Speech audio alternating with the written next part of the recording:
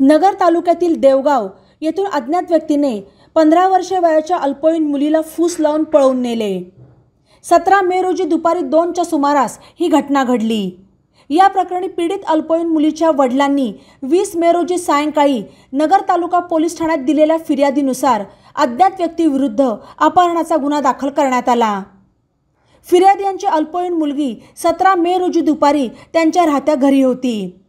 तिला दुपारी 2च्या सुमारास अज्ञात व्यक्तीने फूस लावून पळवून नेले। सदरचा प्रकार फिर्यादी यांच्या लक्षात आल्यावर त्यांनी मुलीचा परिसरात आणि नातेवाईकांकडे शोध घेतला, परंतु ती सापडली नाही। 3 दिवसांनी नगर तालुका पोलिसांना माहिती देत फिर्याद दाखल करण्यात आली। पोलिसांनी अज्ञात व्यक्तीविरुद्ध अपहरणाचा गुन्हा दाखल केला आहे। पोलीस उपनिरीक्षक जयेश गांगुर्डे अधिक तपास करत आहेत। ई नवा मराठा यूट्यूब चॅनलला सबस्क्राईब करा आणि बेल आयकॉनवर प्रेस करा।